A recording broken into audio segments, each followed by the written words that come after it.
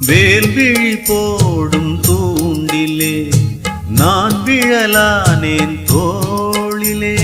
நூலிடை தேயும் நோயிலே நான் வரம் கேட்கும் கோயிலே. அன்ன